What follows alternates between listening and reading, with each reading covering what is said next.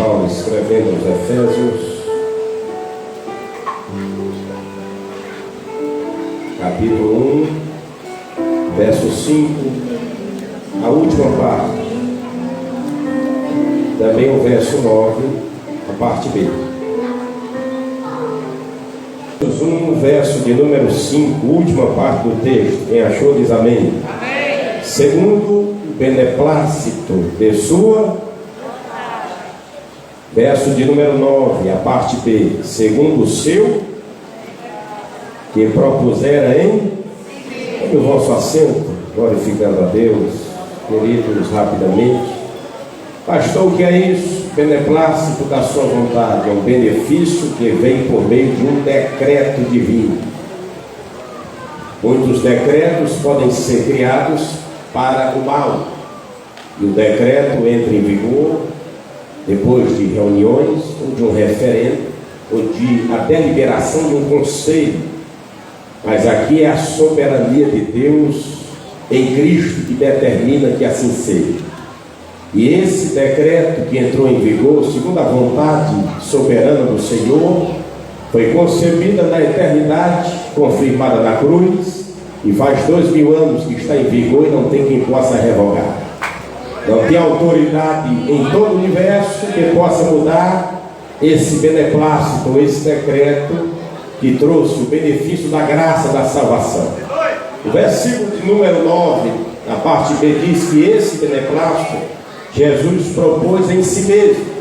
Como assim, pastor? Dele, por ele, através dele, e ele cravou, ele confirmou, ele legislou, ele assinou, ele vaticinou, ele deixou certo, e ninguém tem a capacidade de mudar este propósito de Deus. Qual o propósito? Nos salvar, nos libertar, nos abençoar, nos dar vitória, nos proteger, nos prover, nos dar o céu, a promessa do arrebatamento. Propôs em si mesmo, porque todo decreto, para ele ter valor, precisa passar por um processo de avaliação, processo legal, processo jurídico. Jesus fez nele, por ele, determinou por ele, através dele, da forma que ele quis, colocou em vigor.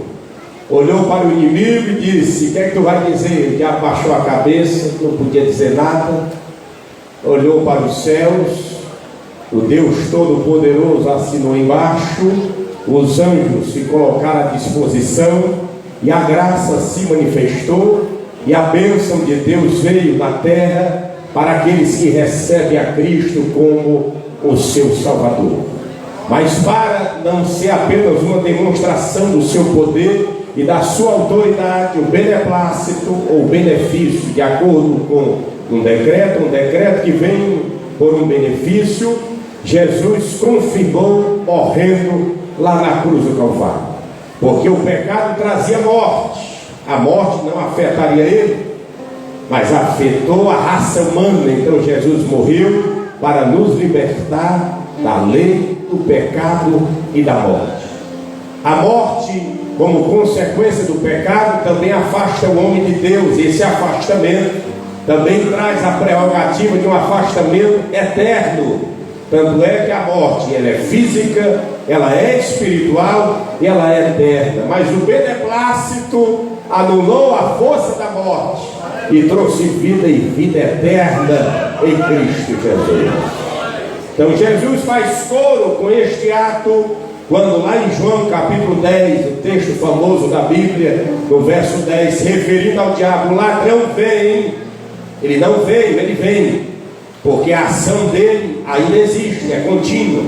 Se fosse veio, era algo que ele fez apenas no passado, mas ele vem, porque ele continua fazendo isso.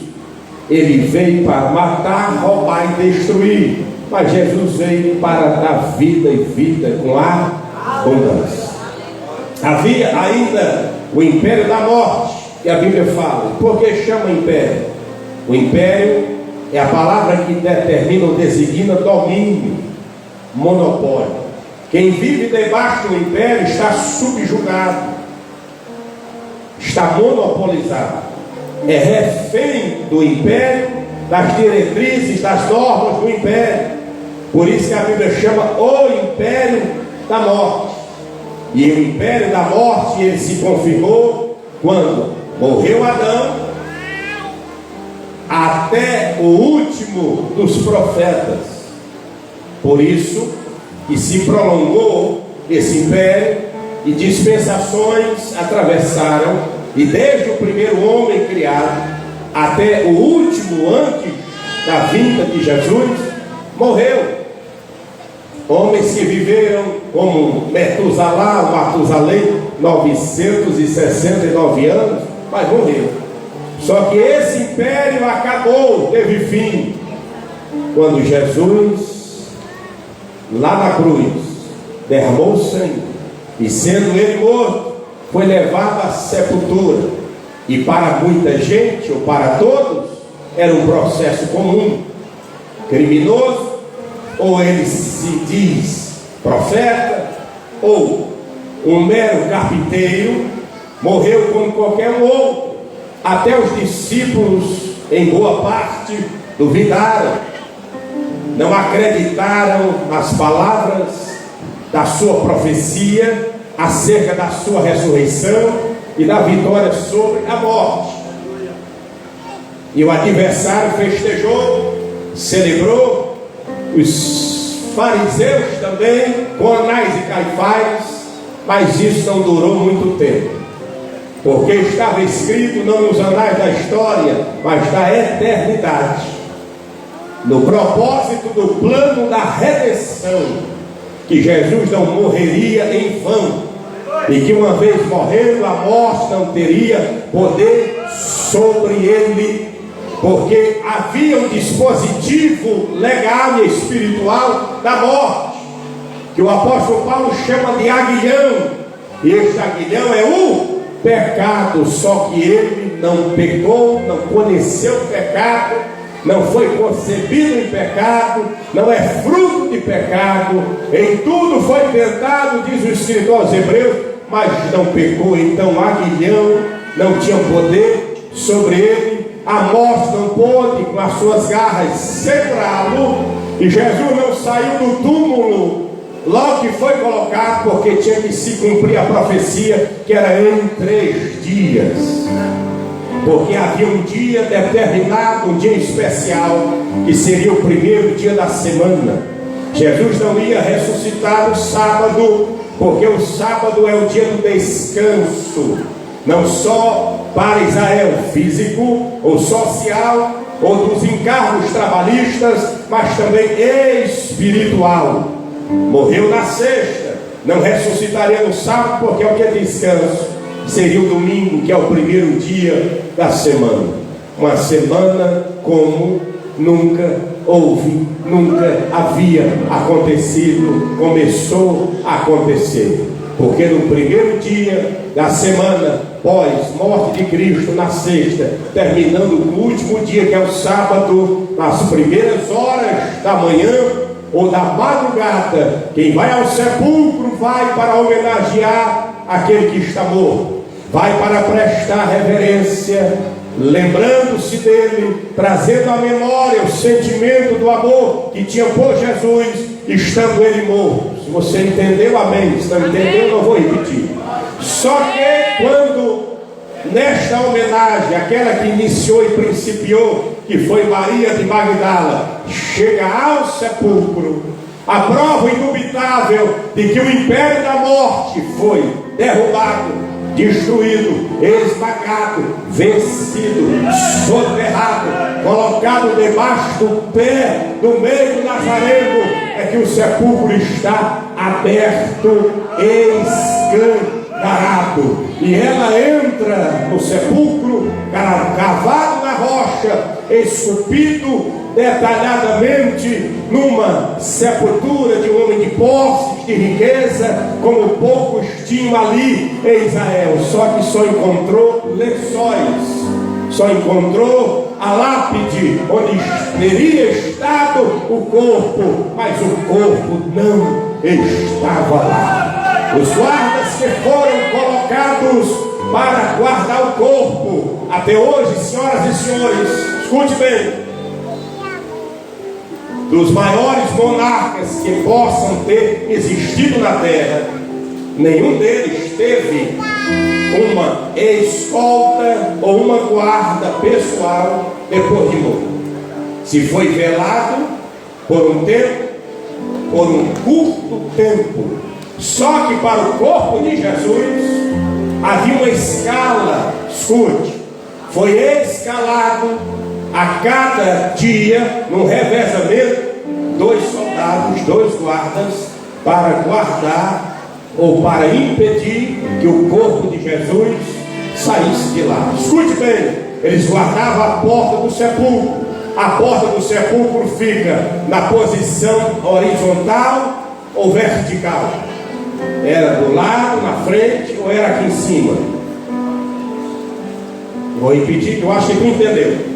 A porta está na frente ou está em cima da sepultura? Na frente, na posição horizontal, no que diz respeito ao homem, ao físico, ao natural. Então estavam guardando do lado errado, porque a ressurreição de Jesus não seria obra de homens, não seria físico e natural o poder que levantaria Jesus dentre os mortos.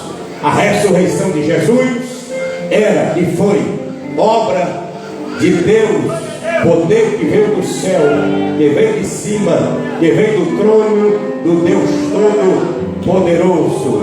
Ao ver o sepulcro aberto e o corpo não estava lá, foi declarada a falência para o império da morte, porque Jesus quebrou os agrilhões da morte e do pecado e ressuscitou, redivivo, triunfante, vitorioso, glorioso, extraordinariamente poderoso, e está de pé até hoje, e a morte está de joelhos, declarando que Ele é Senhor, para a glória de Deus Pai.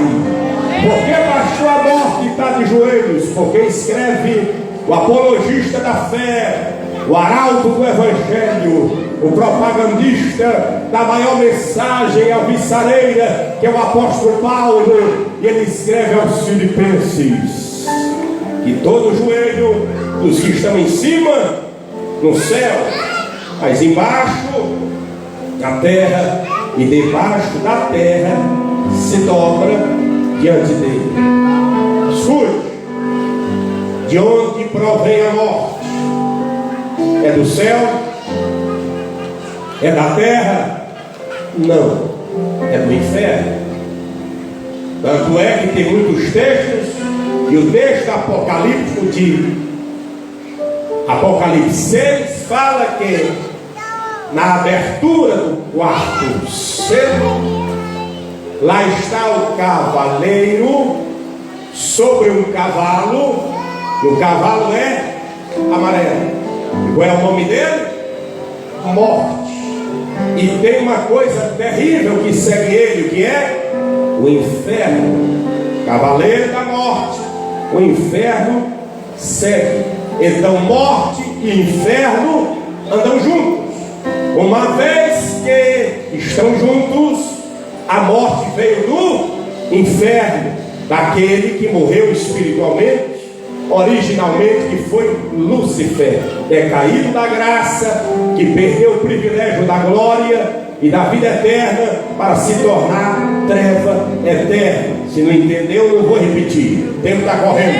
Mas tua Bíblia diz, e a minha também diz, aonde, pastor? Em Apocalipse capítulo 1, que um homem chamado João, evangelista, discípulo de Jesus, apóstolo do mestre, o homem que punha a cabeça no peito do Nazareno e ouvia no via de mão dupla segredos, e falava a ele também segredos, porque quem tem a oportunidade de colocar a cabeça no peito está perto do ouvido, está perto da boca também. Tanto ouve como fala, tanto fala como ouve em segredo.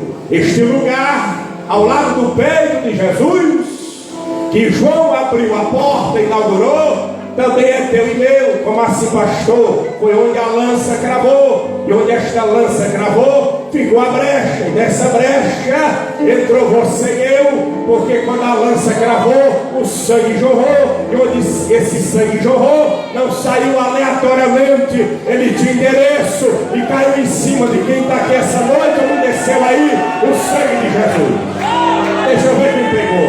Aonde foi que desceu o sangue que jorrou do Nazareno para salvar, purificar e livrar do pecado? Uma mão é pouca, levanta as duas.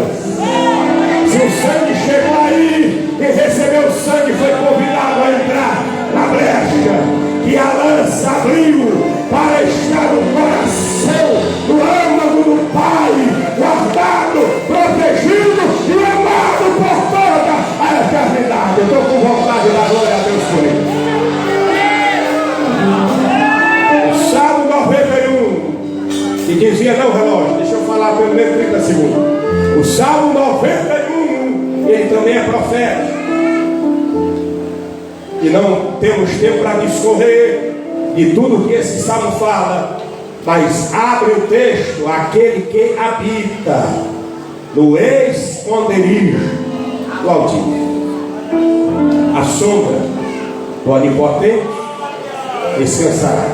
Originalmente, o esconderijo do Altíssimo era um compartimento de aproximadamente 2,5 por 2,5, chamado Santo dos Santos.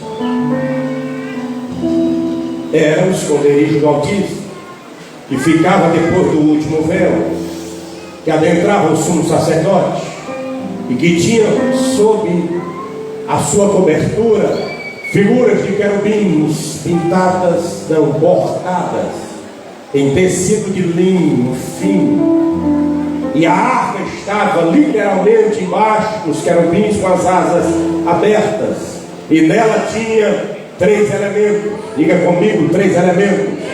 Número 1, o maná, porque onde está o Santo dos Santos, onde está o esconderijo de Deus, e você entrou? Pegou não? Não pegou? Você entrou? Quem entrou? Tem provisão de Deus para a sua vida.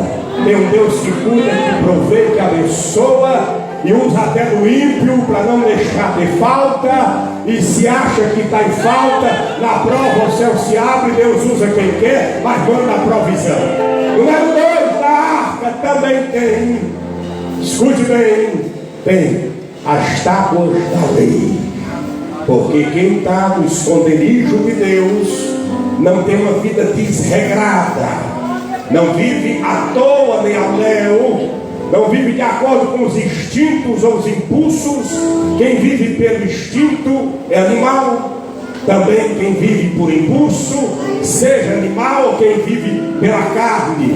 Mas também há quem viva dominado, monopolizado pela decadência da natureza espiritual, que é reforçada por demônios que estimulam o apetite para o pecado, acorrenta o pecador, e mesmo sem ele querer, arrasta e leva para o pecado. Mas você e eu que estamos no santuário, no esconderijo, na intimidade, estas correntes foram quebradas. Nem instinto, nem impulso e nem demônio te manipula. É a palavra viva de Deus que está no teu coração, e o Espírito da verdade, quem tem ele pode adorar, que é de graça, que o mundo não pode receber, o mundo não tem, mas você tem. Esse Espírito é quem te guia, esse Espírito é quem te conduz, é quem te orienta, é quem te ajuda a servir a Deus, a dizer não para o pecado e abraçar a santidade,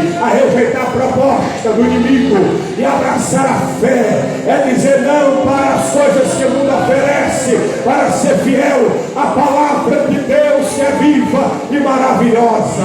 Eu dizia há alguns dias aqui, em uma reunião de ensino, que quando Hebreus vai falar sobre a palavra de Deus, que é uma ação normativa de fé, de conduta, de orientação para a nossa vida espiritual. Deus vai trazer para você e eu uma revelação profunda. A palavra de Deus é viva, também é eficaz, é mais penetrante do que espada alguma de dois gumes, penetra até a divisão da alma e do espírito, as juntas e médulas ou medulas. Essa palavra medula ou médula, na tradução espanhola, ela quer dizer tutano. É lá no tutano que está o processo da elaboração, da fabricação, do renovo e da reposição do sangue que você possa perder. Se você tem aproximadamente 15 litros de sangue e faz uma doação de 3, vai ficar faltando 12. De onde vem, pastor, os 3 para completar o meu estoque de sangue? É lá dentro do osso, é lá no tutano, que é processual ou processo de elaboração para a reposição do sangue. Quando Hebreus vai dizer, ele diz que a palavra vai lá dentro do tutano. E por que o tutano? Porque você trabalha no processo do sangue. Este dedo aqui, levanta esse dedo aqui comigo. O sangue que passa na ponta deste dedo, ele tem 7 segundos para passar pelo corpo todo. Quando você tem o sangue que passa aqui, em 7 segundos ele dá uma volta no seu corpo e volta para o mesmo lugar. O que é isso, pastor? Aonde Deus colocou a sua palavra, lá no tutano, aonde se origina o sangue. Que é que isso quer dizer, pastor? Toda vez que o diabo tenta colocar um laço para te tirar da presença de Deus, o sangue de Jesus traz a palavra do Evangelho para dizer: não, rejeita, tu é crente, tu é salvo, tu é cidadão do céu, tu tem orientação do trono de Deus, tu tem a palavra, tu tem a bússola, tu tem o pão, tu tem a lâmpada, tu tem a mensagem de Deus na alma.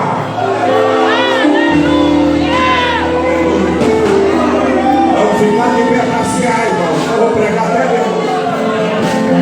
Glória a Jesus de Nazaré. 7 segundos é o suficiente. Mas se ele passa pelo dedo, também passa pelos pés. Sim ou não? Dizia eu e vou repetir: os pés querem ir para o lugar errado. Para onde não deve? O sangue passa lá e traz o Evangelho. O Evangelho diz: vá não, vá para a casa de Deus. Passa pela boca. A boca quer ser instrumento para a carne, para falar algo errado, calúnia, informação, mentira, fofoca. Só que onde passa o sangue, passa também a palavra, o Evangelho. O Evangelho passa lá e...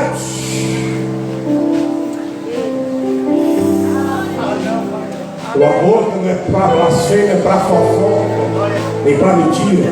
Tua boca foi lavada pelo sangue, é instrumento para glorificar a Deus. Você pegou. Se você acredita que Jesus merece um glória, tem glória. Se acredita que com esse glória merece um aplauso, aplauda aí. Chegar no 23. Ele é plácido da sua bondade. Benefício que vem por meio de um decreto.